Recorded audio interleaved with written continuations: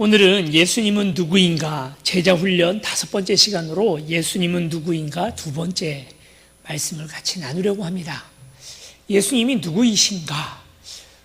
우리가 그것을 이야기할 때 지난 시간에 말씀드렸던 것처럼 예수님은 반신반인, 그러니까 반은 신이고 반은 인간이고 그런 것이 아니고 완전한 신이시며 또 완전한 인간이라고 이 말씀을 드렸습니다.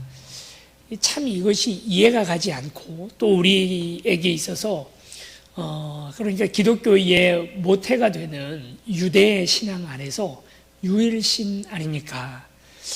우리도 그와 함께 우리도 유일신, 하나님은 한 분이시다라고 하는 이 고백에 대해서 우리가 전혀 이의가 없죠. 그런데 성령님은 누구고 또 예수님은 누구며 하나님 아버지 이러면 우리가 유일신이라고 말할 수가 있는가 하는 여러 가지 어려움들이 우리에게 봉착하게 됩니다. 이제부터 오늘 우리가 나누어 보려고 하는 이야기는 삼위일체에 관련된 이야기예요. 삼위일체, 기독교 교리 가운데에서 가장 설명하기가 까다롭고 그리고 또 잘 이해하고 있는 분도 없는 교리 중에 하나가 바로 이 삼위일체라는 교리입니다.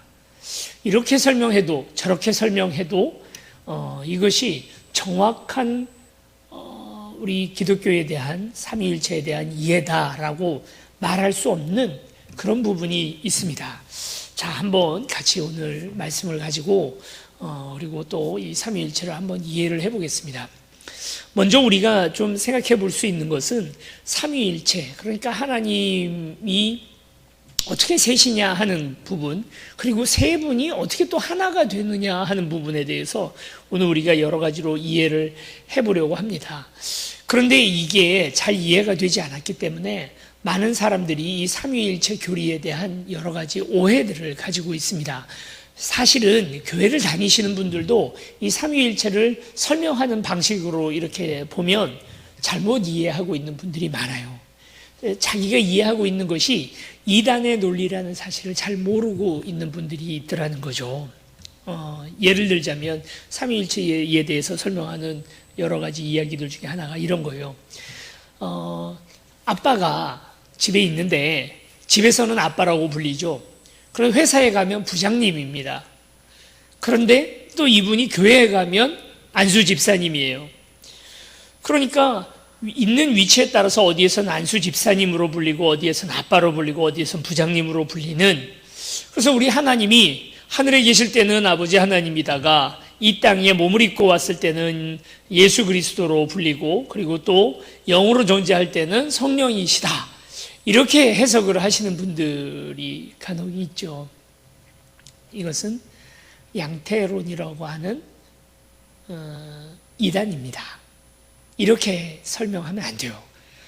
하나님은 각자 세 분이 자기의 각자 인격을 가지고 독립된 인격을 가지고 계시는 세 분입니다. 그런데 세 분이라는 것만 너무 강조를 해서 이분들이 이 하나님이 셋이다라고 말하면 삼신론이라고 하는 또 이단이 됩니다. 아니, 어쩌라는 말이야? 그러면 너무 하나라고 한 분이 다 이것저것에 있다고도 얘기를 못하고 그리고 셋이 그러면 그냥 있다라고 얘기를 해도 그것도 삼신론으로서 이렇게 문제가 된다면 그러면 이 삼위일체를 어떻게 해석할 수 있을까요? 정확하게 말씀드리면 이 삼위일체에 대한 지금까지 논리적으로 신학적으로 딱 떨어지는 설명은 다 실패했습니다. 이것도 아니고 이것도 아니다라고만 설명할 뿐이지 딱 이거다라고 설명할 수 있는 논리는 지금까지 없어요. 여러분, 그래서 삼위일체는 신비 가운데 있다라고 우리는 그렇게 말해야 합니다. 셋이고 하나고 또 셋이고를 우리가 설명할 수 있는 가장 좋은 방법은 바로 사랑이라는 단어죠. 요한복음을 우리가 사랑의 복음서라고 이야기를 합니다. 이곳저곳에서 요한은 가장 사랑 많이 받았던 제자예요. 12명의 예수님의 제자들 가운데에서 가장 나이가 어렸고, 그러므로 또 뭐 다른 여러 가지 이유로 인해서 가장 사랑 많이 받았다라고 표현되어 있는 사람이 바로 요한입니다. 사랑을 받아서 그런지 몰라도 요한은 요한복음을 통해서 사랑에 관한 이야기들을 굉장히 많이 합니다. 특별히 요한복음 13장서부터 마지막 21장까지 요한은 계속해서 예수님께서 사랑에 관한 이야기를 하는 것을 보게 됩니다. 그러니까 이제 예수님이 십자가 달려 돌아가시는 바로 그 장면에서 예수님이 가장 많이 하셨던 설교, 가장 많이 하셨던 표현, 그 단어가 바로 사랑이었어요. 우리가 아는 것처럼 요한 1서도 사랑에 관한 얘기예요. 하나님 자신이 사랑이시라고, 하나님은 그 사랑이라고 이야기를 하는 장면이 요한 1서에 나오잖아요. 그만큼이나 요한은 이 사랑이라는 단어에 꽂혀 있습니다. 요한복음 13장 1절이 이렇게 시작되죠. 예수께서 이제 하늘로 돌아갈 때가 되신 줄을 아시고 그의 남겨진 사람들을 사랑하시되 끝까지 사랑하셨다 하고 얘기를 합니다. 그러고 이제 13장서부터 17장까지가 계속해서 사랑에 관련된 제자들의 마지막 가르침들이 바로 이 요한복음 마지막 부분에 계속해서 나타납니다. 그리고 마지막 베드로에게, 요한복음 21장에 베드로에게 묻는 질문도 그거죠. 네가 나를 사랑하느냐 하고 물으십니다. 이 사랑의 정점은 어디에서 찍힐까요? 십자가 위에서 사랑의 정점이 찍힙니다. 특별히 우리가 주목해 봐야 할 것은 요한복음 15장 내용인데요. 요한복음 15장에 보면 우리가 너무나 잘 아는 포도나무의 비유가 있습니다. 그러니까 아버지는 농부시고, 그리고 나는, 그러니까 예수님이죠. 예수님은 포도나무이고 오늘 우리는 그에 붙어있는 가지다라고 얘기를 합니다. 저가 내 안에, 내가 저 안에 있으면 과실을 많이 맺나니, 그렇게 얘기를 합니다. 나를 떠나서는 너희가 아무것도 할 수 없음이라. 자, 이 안에서 우리가 놀라운 발견을 하게 되는데요. 바로 사랑으로 연합하게 되어지는 원리가 이 안에 있다는 거예요. 가지, 나뭇잎, 열매, 뿌리 다 다르게 생겼습니다. 각자 다 다르고 기능도 다르고 그리고 생긴 모양이나 모든 것들이 너무나 다릅니다. 그러나 뿌리도 가지도 열려있는 열매도 다 포도나무로 하나이죠. 성령님과 하나님과 예수님이 너무도 다른 모습입니다. 하시는 일도 다르고, 그리고 존재하는 존재의 양태도 다르고, 그리고 또 하여튼 모든 면에서 너무도 다른 이 세 분이 하나가 되는 가장 중요한 원리가 바로 이 안에 있어요. 우리가 서로 사랑하면 하나라는 마음을 가지게 될 때가 있잖아요. 내가 내 자녀를 정말 깊이 사랑하면 자녀의 아픔이 곧 나의 아픔이고 자녀의 기쁨이 곧 나의 기쁨이 되는 느낌을 갖습니다. 느낌만 갖는 게 아니라 실제적으로 하나가 되기도 하죠. 인간이 누군가 타인을, 그의 자녀라 하더라도 자녀를 사랑하는 사랑을 우리가 최대의 사랑, 사람이 사람을 사랑할 수 있는 가장 최대의 사랑을 100이라고 놓고 본다면, 아버지 하나님이 예수님을 사랑하는 사랑은 수치로 표현하면 어느 정도 될까요? 인간과 인간의 사랑을 100이라고 놓고 봤을 때 하나님과 그리고 또 예수 그리스도의 사이에서의 사랑은 어느 정도 될까요? 100만, 1000만, 억, 경 넘어가겠죠. 100의 사랑만 가져도, 100은 다 고사하고 50의 사랑만 가져도 우리가 서로 하나다라는 느낌을 오늘 우리가 갖는데, 이 느낌뿐만 아니라 실제적으로 이루어지는 연합이 오늘 그 안에 있는데, 이게 100만, 1000만 아니라 무한대의 사랑을 오늘 우리가 가지게 된다면 어떻게 될까요? 하나, 그냥 하나가 되는 거죠. 창세기 1장서부터 하나님께서는 유일신 하나님이심에도 불구하고 우리가 우리의 형상대로 사람을 만들자 하는 그런 상의를 하는 그런 공동체를 보게 됩니다. 아니 갑자기 유일신 하나님이 어떻게 서로 상의를 해가면서 인간을 만들어가나. 유대인들은 이 장면을 보면서 이것이 이렇게 다신의 모습, 천사일까? 천사들과 상의를 했을까? 아니면 하나님 말고 다른 신들과 상의를 했나? 근데 이걸 이제 다르게 해석을 했어요. 뭐라고 하냐면 히브리어의 관용 표현 가운데 의해서 우리라는 표현이 최상급 경어를 사용하는 그런 대상에 대해서는 우리라고 쓰기도 한다. 이제 이렇게 궁색한 변명을 합니다. 우리는 너무 잘 알죠. 이미 구약 성경서부터 삼위의 하나님의 모습이 이곳저곳에서 보여집니다. 특별히 창세기 1장에서는 그것이 아주 극명하게 드러났고요. 그리고 성령님에 대해서는 구약 성경에도 이곳저곳에서 나타나죠. 자, 성령님과 예수님과 하나님은 그렇게 사랑으로서 하나가 되어집니다. 이것이 사랑의 엄청난 능력이죠. 사랑이 오늘 우리에게 주는 가장 큰 그러니까 기쁨, 그리고 가장 큰 능력은 바로 하나가 되는 능력입니다. 어떻게 교회가 하나가 될 수 있을까?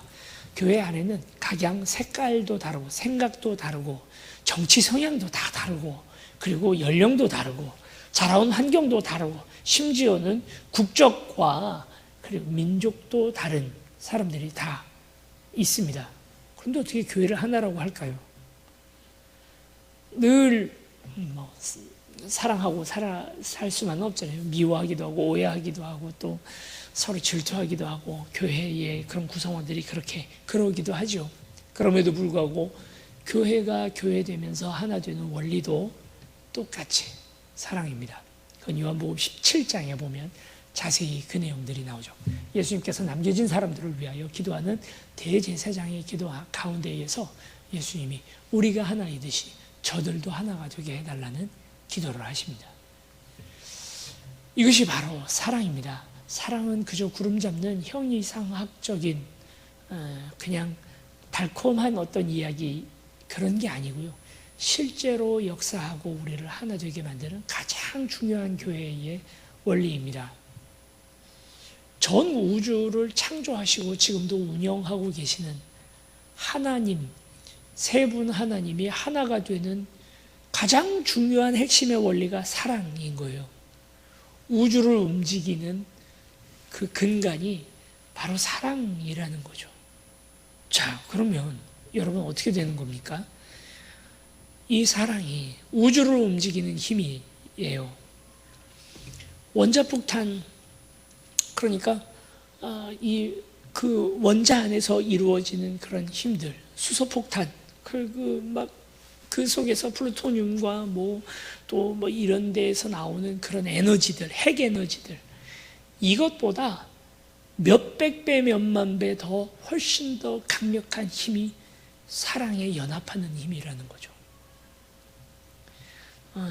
어떤 과학자가 빅뱅 이론을 얘기하지 않았습니까? 우주가 팽창해 나가는 엄청난 힘에 대한 그런 이론들을 우리에게 밝혔는데 팽창하고 폭발해 나가는 힘이에요. 그 힘보다도 더 강력하게 다시 모아서 하나가 되게 하는 힘이 있어요. 이건 물리적인 힘이 아니라 오늘 우리가 하나가 되게 하는 힘인 바로 사랑의 힘이죠. 십자가를 뭐로 설명을 하겠습니까? 예수 그리스도의 십자가는 사랑이잖아요. 그 자체가. 여기에 신비가 있어요. 설명은 안 됩니다. 어떻게 사랑이 하나가 되게 하느냐 설명은 안 됩니다. 어차피 신앙이라는 것은 다 설명되지 않습니다. 어떤 부분에 와서는 최대한을 우리가 설명을 하지만 그러나 어떤 부분에 와서는 믿음으로 건너뛰어야 할 그런 공간이 우리 앞에 생깁니다. 그래서 신앙, 믿음이라고 부르는 것 아닙니까? 믿는다라는 말은 곧 설명할 수 없다. 그러나 그 사실을 오늘 우리가 인정한다라는 그 말 뜻이 있죠. 눈에 보이지 않지만, 만져지지 않지만 믿는다는 거죠. 삼위일체가 꼭 그렇습니다.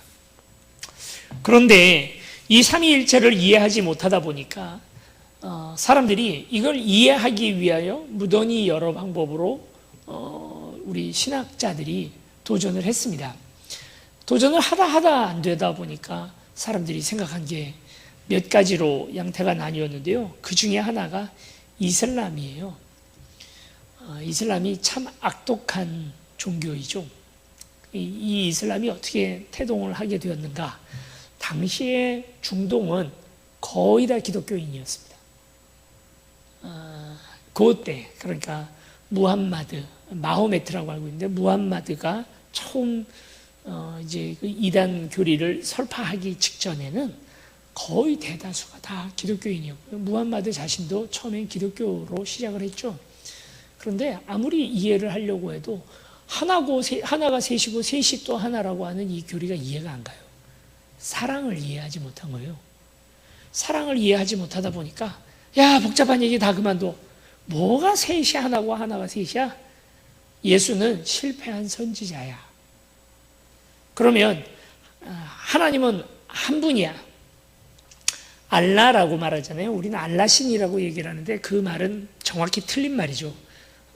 좀 정확히 말하자면 알라라는 말은 우리가 하나님이라는 어떤 보통 명사를 쓰는 것처럼 알라 신이 따로 있는 게 아니고 엘이라는 말이 아랍어로 알이 됩니다. 그래서 알라가 되는 거예요.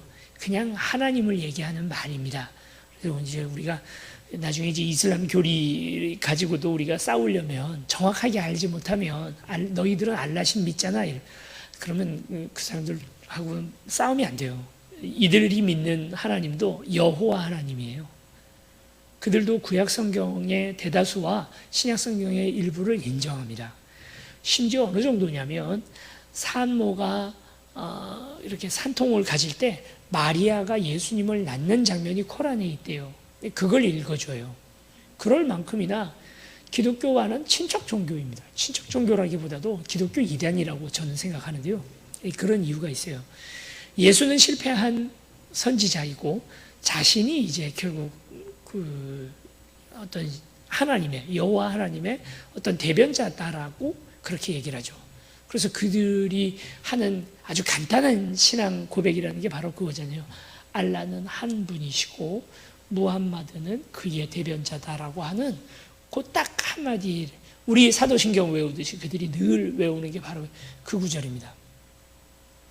이들은 삼위일체를 이해하지 못해서 생긴 기독교 이단이에요. 알라시는 그러니까 이슬람은 그런 이들입니다. 사랑을 이해하지 못하면 어떻게 될까요? 교회 내에서 기독교 신앙 안에서 사랑을 쏙 빼고 나면 이슬람이 되는 거죠. 신천지는 뭔가요? 신천지도 바로 이 삼위일체 교리를 잘못 이해한 것이죠. 예수 그리스도께서 이 땅에 오셔서 그분인데, 그런데 이만이라고 하는 교주가 바로 예수 그리스도의 또 다른 현현이다라고 하는 이상한 교리, 삼위일체에 대한 그릇된 이해 속에서부터 오는 것입니다. 우리가 웬만하면 이단이라고 얘기를 안 해요. 천주교도 이단이라고 말하는 분도 계시지만 교단 내에서는 이단이라 얘기 안 하잖아요. 마리아 숭배하고 뭐 또 연옥에 대해서 믿고 뭐 하는 부분들은 분명히 우리랑 다 교리의 차이가 있습니다만, 왜 천주교는 이단이 아니고 신천지는 이단이라고 말할까요? 이유가 뭐냐면 천주교는 삼위일체 교리를 인정하기 때문입니다. 신천지는 그게 아니에요. 삼위일체 교리에서부터 갈려지는 거예요. 가장 중요한 여러 가지 그 의견 차이도 있고, 의견의 차이라고 얘기할 게 아니라 그건 정말 틀렸어라고 얘기할 수 있는 많은 부분들도 있지만, 그러나 그럼에도 불구하고 우리가 이단과 이단을 가르는, 이단이 아닌 교회를 가르는 가장 중요한 핵심이 바로 삼위일체 교리입니다. 사랑의 능력을 믿는가? 정말 사랑의 능력을 믿는가? 개신교가 개신교일 수 있는 가장 중요한 이유는 우리는 사랑에 대한 분명한 그 핵심적인 교리를 오늘 우리가 믿고 있기 때문이거든요. 자, 그런 만큼이나 우리에게 사랑은 실제하는 힘이고 구름 잡는 이야기가 아닙니다.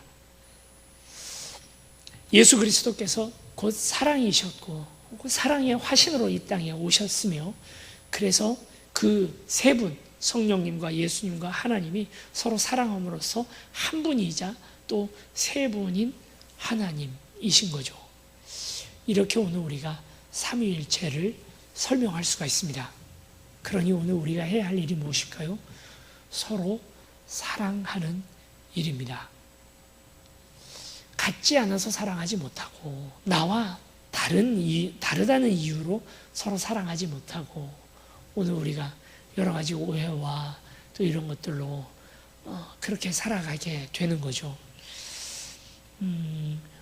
우리가 가져야 할 교회가 회복되어지고, 그리고 또 함께 이렇게 부흥해 나갈 수 있는 가장 중요한 요소도 바로 이 사랑에 있습니다.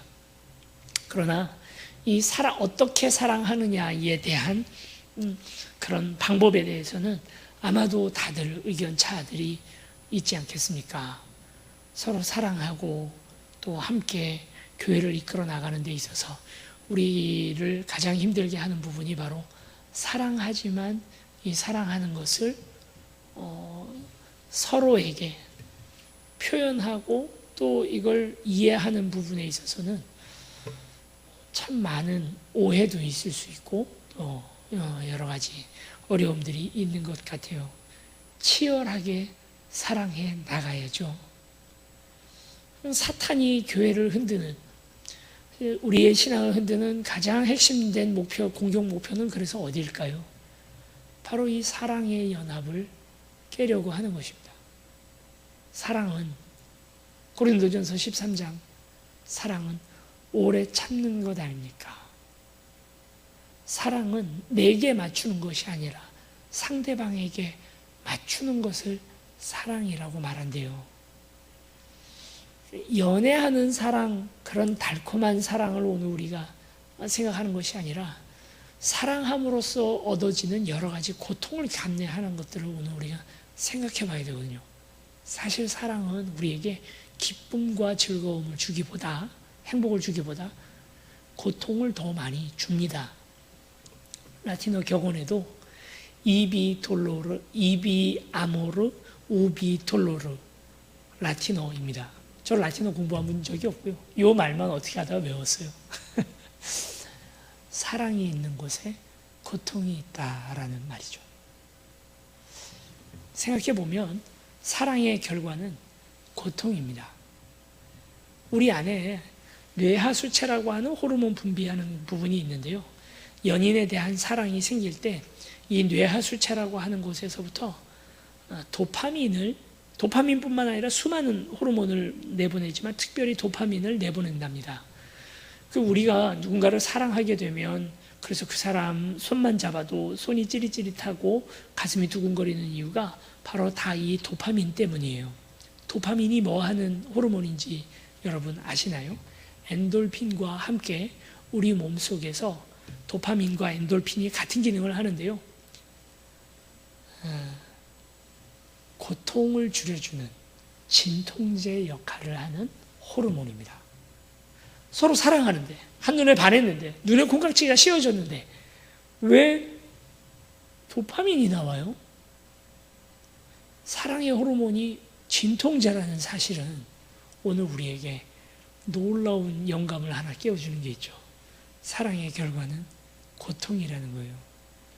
그래서 서로 사랑이 깊어질 때까지, 서로 둘이 없이는 못 사는 상태가 될 때까지 하나님께서 이 도파민을 몸속에서부터 계속 나오게 해서 우리가 사랑의 고통을 잊고 정말 누군가를 헌신적으로 사랑하도록 만든 것이 이 호르몬이거든요. 하나님이 왜 우리에게 도파민을 주셨을까? 사랑이 고통이기 때문입니다. 처음에는 이게 고통인지 잘 몰라요. 진통제가 같이 나오기 때문에, 몸속에서 나오기 때문에 고통인 줄 모르고 그렇게 살아갑니다. 근데 이 호르몬이 영원히 나와요? 한 대상에게 대해서? 아니거든요. 길면 3년, 잘해야 3년이고, 뭐 어떤 사람 짧게는 뭐 일주일 만에, 아니면 어떤 사람은 뭐 3개월 만에 이 도파민이 더 이상 안 나오게 돼요. 그런 상태를 우리가 뭐라고 얘기를 합니까? 권태기라고 말하는 거잖아요. 권태기가 오면 바로 느껴집니다. 사랑의 고통이 그대로 느껴집니다. 그래서 사랑이 힘들어져요. 그 사랑이, 고통이 그대로 내게 직격으로 다가와요. 그게 3년이라고요. 이 권태기가 오면 이제 만나는 게 귀찮고, 처음에 그렇게 사랑했던 사람인데 그 음성만 들어도 짜증이 날 때가 있고, 그래서 서로 빈번하게 다투고 이렇게 되죠. 자, 여러분, 이제 한 가지 생각해 봅시다. 사랑이 고통으로 느껴지는 권태기가 왔을 때 진짜 사랑은 언제부턴가요? 첫눈에 반해서 눈에 콩고물이 씌워져서, 그래서 그 사람만 보면 막 이렇게 분홍색 하트가 왔다 갔다 하고, 이렇게 되었을 때가 진정한 사랑인가요? 아니죠. 그때는 약에 취한 겁니다. 약에 취한 거예요. 호르몬 장난이라니까요. 물론 하나님께서 다 필요가 있어서 해놓은 장치지만, 진짜 사랑은 언제 시작되는 건가요? 고통이 진짜 고통으로 느껴질 때, 그럼에도 불구하고 하는 사랑. 더 이상 그 사람이 예뻐 보이지도 않고, 더 특별히 더 좋아 보이지도 않고, 그 사람에게 구속된다는 것 자체가 막 힘들어질 때, 사랑은 오래 참고, 그때부터가 진짜 사랑이에요. 힘들다는 걸 알면에도 불구하고 사랑하는 거죠. 그 사람을 그냥 품어주는 것이, 그 속에 있는 수많은 가시들에 찔린다는 사실을 알면서도 피 철철 흘리면서 끌어안아줄 때, 그때부터가 진짜 사랑이죠. 그래서 이제 더 이상 그 사람이 그냥 뭘 해도 다 이뻐 보이는 상태에서 지나갔을 때부터가 진짜 사랑인 거죠. 교회 안에서 또 마찬가지예요. 성도와 목사 사이에, 목사와 성도 사이에, 성도와 성도들 사이에 서로 이 달콤한 밀월 관계를 지나가는 기간이 있습니다. 그러다가 약점이 보이기 시작하고, 단점이 보이기 시작하고, 부족한 부분들이 보이기 시작할 때, 그런 게 이제 거스르기 시작할 때, 그때 진짜 사랑이 필요한 것 아니겠습니까? 예수님이 우리를 사랑하셨어요. 사랑하셔서 십자가의 고통을 겪으시는 거예요. 사랑의 결론은 고통이라니까요. 그럼에도 불구하고, 십자가에도 불구하고 우리를 사랑하신 것 아닙니까? 우리를 사랑하시되 끝까지 사랑한 것 아닙니까? 베드로의 발을 씻겨주시는 예수님이 요한복음 13장에 나오거든요. 끝까지 사랑하신다 할 때 어딜 사랑하셨어요? 베드로의 예쁜 얼굴과 그 손을 사랑하시고, 그걸로 끝난 게 아니라 발 있잖아요. 거기가 끝이거든요. 베드로의 못된 부분이 있거든요. 도저히 사랑 못할 그 부분이 있거든요. 근데 그걸 씻겨주시는 거예요. 그것까지 사랑하시는 거예요. 고통스러우면서도. 야, 너는 발이 제일 못생겼으니까 발 잘라버려. 나는 너 손하고 얼굴만 예뻐할 거야. 그러지 않으셨다는 거예요. 그의 지극한 단점을 품고 사랑하셨어요. 그걸 닦아주셨어요. 결국 베드로가 예수님을 배반하고 떠났을 때 배반한 베드로를 사랑해 주셨어요. 그리고 다시 그에게 물어봅니다. 네가 나를 사랑하느냐? 하고. 이것이 요한복음의 가장 핵심되는 요한복음의 주제 장면이거든요. 약점들이 보이죠? 싫은 부분들이 있죠? 참, 저것만 아니면 저 사람 참 좋은 사람인데. 야, 반대로 얘기하면 더 끔찍해요. 저것만 좋고 나머지는 다 꼴보기 싫어. 이럴 수도 있죠. 어떻게 교회가 하나가 되는가? 우주의 창조주였던 하나님과 성부, 성자, 성령이 하나 되는 원리로 교회도 하나가 됩니다. 우린 다 그 연합 안에 있어요. 사랑의 연합. 이건 우리에게 막대한 대가를 요구합니다. 고통이라고 하는. 사랑이 많은 교회, 여러분 다 꿈꾸시죠? 그런 교회들이 세상에 있나요? 어딘가 있겠죠. 그 교회는 그냥 모든 사람들이 다 자기 마음에 드는 그런 좋은 교회라서, 좋은 성도들이 있어서 그래서 사랑으로 똘똘 하나가 될까요? 전혀 그렇지 않다는 겁니다. 내 스타일 아닌 사람들 교회에 그득해도요, 그걸 품고 안아줄 수 있는 사람, 품고 안아주다가 내가 피를 철철 흘리면서 안아주는 사랑으로 하나 되는 거예요. 그러니 어떻게 서로 사랑하고 살 수가 있을까요? 에리히 프롬이라고 하는 기독교 철학자가 쓴 책 중에 사랑의 기술이라는 책이 있습니다. 사랑의 기술, 어떻게 하면 연애 데이트 잘할까? 꼭 그런 책으로 우리가 이렇게 오해할 수 있겠지만 그런 책이 전혀 아니죠. 사랑의 기술이라는 책은 사랑이라는 것이 기술이 필요한 것이라는 것을 우리에게 밝혀줍니다. 사랑은 기술이 필요하대요. 요령이 필요하대요.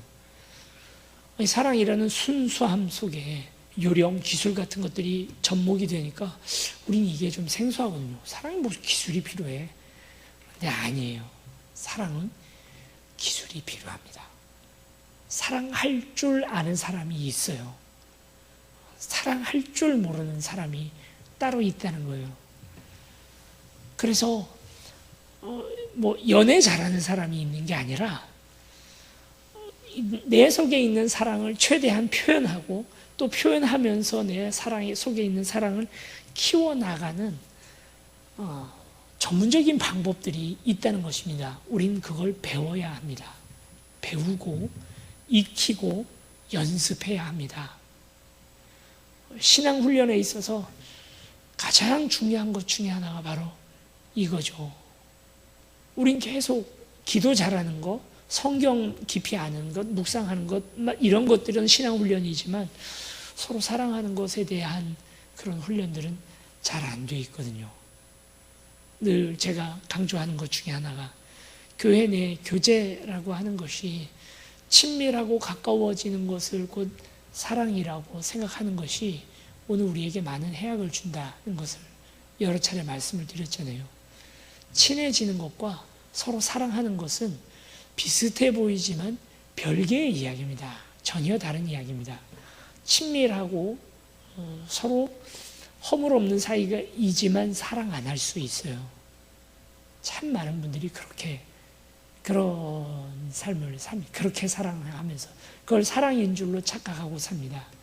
사랑은 도리어 예의를 지키고 어느 정도의 사회적 거리두기가 아니라 서로의 거리를 두고 그 사람을 존중하고 또 그 사람을 받아들여주는 행위거든요. 도리어 너무 친밀하면 사랑하는 데 있어서는 방해가 될 가능성이 훨씬 더 많습니다. 그러지 말았으면 좋겠어요. 교회 내에서 허물 없이 가까워지는 것, 이것을 교회의 교제의 방향으로 삼게 되면 반드시 분란이 나더라고요. 너무나 많이 봤어요. 참 많이 싸우는 교회들을 저도 주변에서 봤는데요. 그 교회, 그렇게 많이 싸우는 교회의 공통점이 뭔지 아세요? 호칭을 보면 압니다. 그런 교회, 형, 일미리요. 언니, 야! 이렇게 불러요. 서로. 거의 대부분이 엄청 싸우는 교회였어요. 도리어 예의를 지키고 존중해 줄 부분들을 존중하고 예의가 필요한 이유가 뭡니까? 거리를 좀 두는 거거든요. 일정한 거리를. 어느 정도 살짝 뒤로 물러서야 그 사람이 온전하게 보여요. 너무 가까이 다가오게 되면 그 사람이 제대로 보여지지 않거든요. 얼마나 훌륭한 사람인지, 그 사람이 얼마나 괜찮은 사람인지 가까이 있을수록 모른다는 거예요. 한 걸음 떨어져서 보면 그의 장점, 그의 고귀함, 하나님이 그를 만드신 하나님의 놀라운 그 기묘한 모습들, 기적과 같은 모습들이 발견되어집니다. 여러분, 그래서 친밀함과 사랑을 오해하지 않았으면 좋겠습니다. 그걸 착각하지 않았으면 좋겠습니다. 그러나 오늘 우리는 서로 사랑하고 서로를 받아들이는 우리가 되었으면 좋겠습니다.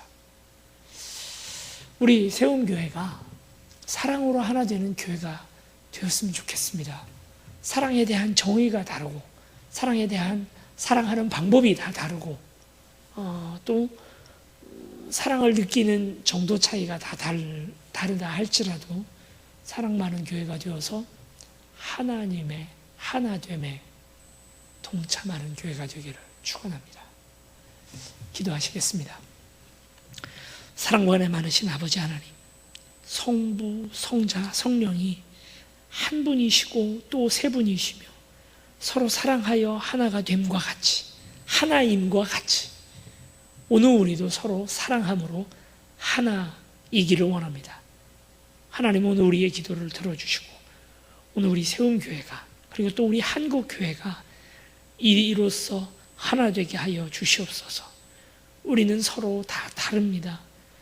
품고 사랑하는 가운데 가슴에선 피가 흐를지언정 그를 안아줄 수 있는 용기가 모진 대가를 다 치르고도 그 한 사람을 사랑해 줄 수 있는 마음이 우리 가운데 있게 하여 주시고, 그래서 온 우주를 운영하는 최고의 힘과 원리가 되는 이 사랑을 오늘 우리도 마음껏 누리고 살아가게 하여 주시옵소서. 감사드리며 예수 그리스도 이름으로 기도드립니다. 아멘.